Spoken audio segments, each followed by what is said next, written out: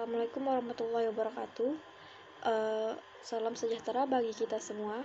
Yang pertama-tama saya panjatkan doa dan puji syukur kepada Allah Subhanahu wa Ta'ala karena telah melimpahkan kesehatan dan rahmatnya sehingga saya bisa menyampaikan materi tentang sejarah perkembangan dan pembinaan bahasa Indonesia. Yang saya hormati Ibu Neneng Juwita MPD selaku dosen pengampu mata kuliah Bahasa Indonesia. Pada kesempatan ini, saya akan menyampaikan materi tentang sejarah perkembangan dan pembinaan bahasa Indonesia. Lahir pada tanggal 28 Oktober 1928. Para pemuda dari berbagai pelosok Nusantara berkumpul dalam kerapatan pemuda dan berikrar. Yang pertama, bertumpah darah yang satu, tanah Indonesia. Yang kedua, berbangsa yang satu, bangsa Indonesia. Dan yang ketiga, menjunjung bahasa persatuan bahasa Indonesia. Ikrar para pemuda ini dikenal dengan nama Sumpah Pemuda. Unsur yang ketiga dari Sumpah Pemuda merupakan pernyataan tekad bahwa bahasa Indonesia merupakan bahasa persatuan bangsa Indonesia. Pada tahun 1928 itulah, bahasa Indonesia dikukuhkan kedudukannya sebagai bahasa nasional. Bahasa Indonesia dinyatakan kedudukannya sebagai bahasa negara pada tanggal 18 Agustus 1945 karena pada saat itu Undang-Undang Dasar 1945 disahkan sebagai Undang-Undang Dasar Negara Republik Indonesia.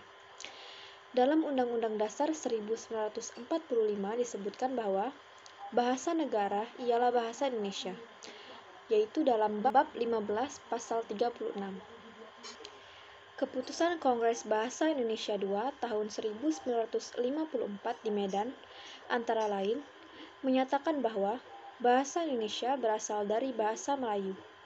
Bahasa Melayu mulai dipakai di kawasan Asia Tenggara sejak abad ke-7.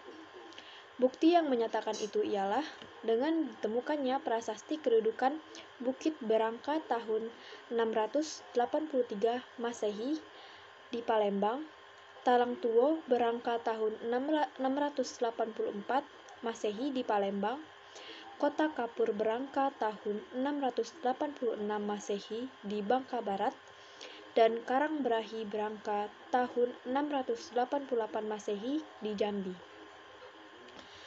Prasasti itu bertuliskan huruf Pranagari berbahasa Melayu kuno.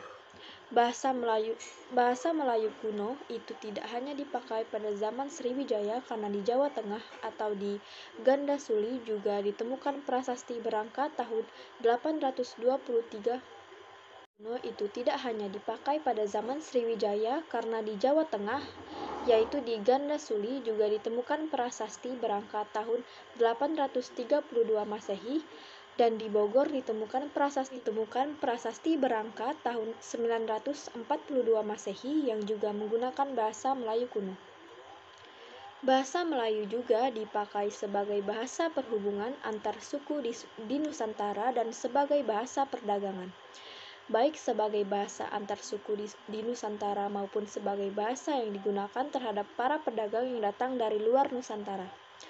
Perkembangan dan pertumbuhan bahasa Melayu tampak makin jelas dari peninggalan kerajaan Islam, baik yang berupa batu tertulis, seperti tulisan pada batu nisan di Minye Tujoh, Aceh, Berangka, tahun 1380 Masehi, maupun hasil susastra atau di abad ke-16 dan ke-17, seperti syair Hamzah Fansuri, Hikayat Raja-Raja Pasai, Sejarah Melayu, Tajus Salatin, dan Bustanus Salatin.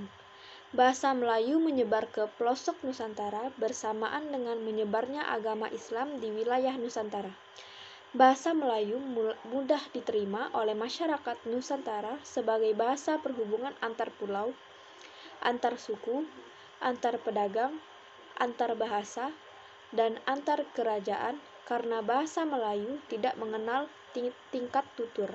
Bahasa Melayu yang dipakai di daerah di wilayah Nusantara dalam pertumbuhannya dipengaruhi oleh corak budaya daerah. Bahasa Melayu pun dalam perkembangannya muncul dalam berbagai variasi dan dialek.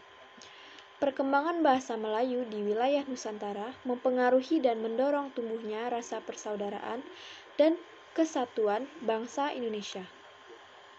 Para pemuda Indonesia yang tergabung dalam perkumpulan pergerakan secara sadar mengangkat bahasa Melayu menjadi bahasa Indonesia, yang menjadi bahasa persatuan untuk seluruh bahasa Indonesia.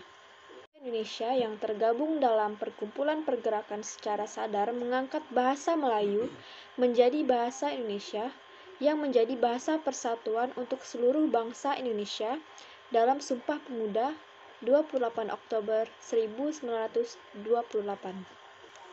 Kebangkitan nasional telah mendorong perkembangan bahasa Indonesia dengan pesat.